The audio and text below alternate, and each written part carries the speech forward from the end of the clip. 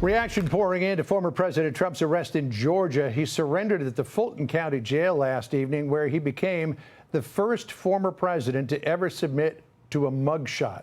His appearance drawing protesters for both for and against the former president.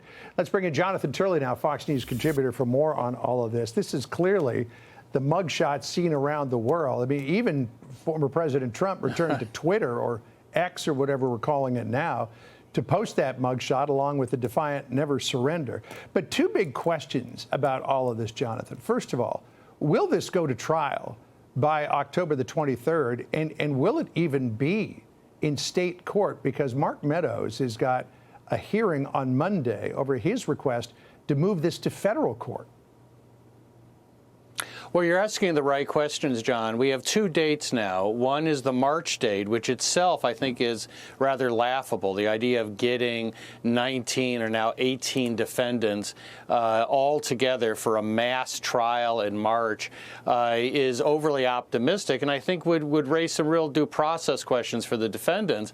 But one of the original defendants peeled off and said, I want a speedy trial, something most defendants waive. And so the October date was put forward for that defendant and maybe others.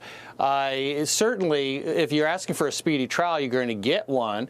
Most of the defendants, I think, are not eager to do that because this is a massive case and they've got to work through this evidence. And now, as for the complications getting there, they are immense, because not only will you have some people peeling off on a speedy trial, but others will be peeling off the federal court. Meadows and likely Trump himself are going to seek removal to federal court under a statute. The argument here is a fairly strong one. They're saying that some of these acts were really federal functions when I was holding a federal office, and therefore it should be brought to a federal court. That's going to be a strong argument for the prosecutors to have to knock down. Yeah, and Meadows is saying in his petition that, again, as you pointed out, I was a federal officer, and as such, I was operating out of a belief that I was covered by federal law. And he's also saying that because I'm a federal officer, you can't haul me into state court. Anyway, you look at it, though, this is playing in Trump's favor, at least in terms of what Republicans are thinking about him. Look at this. Pre-indictment, August 13th to 14th, Donald Trump was at 38%. Ron DeSantis was at 20%. Post-indictment, August 15th to 17th polling, Donald Trump at 43%. Ron DeSantis at 18%. It certainly may strengthen him in the primaries, but I'm going to ask you to put your political legal hat on now. Could it potentially damage him in a general election matchup?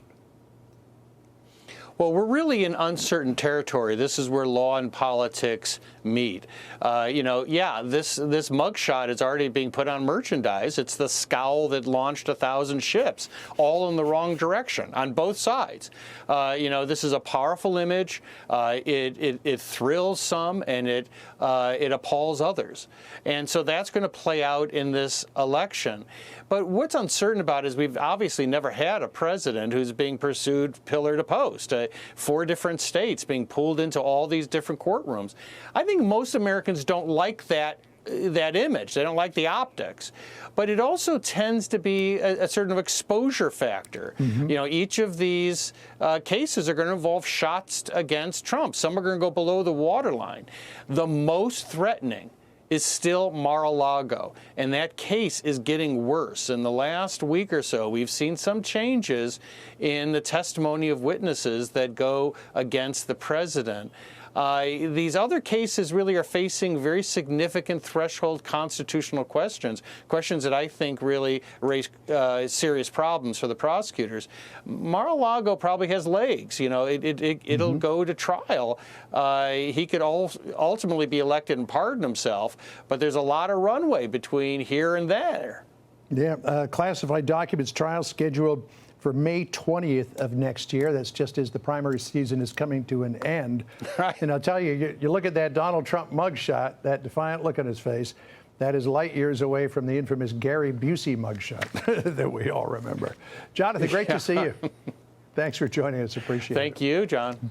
I'm Steve Ducey. I'm Brian Kilmeade. And I'm Ainsley Earhart. And click here to subscribe to the Fox News YouTube page to catch our hottest interviews and most compelling analysis.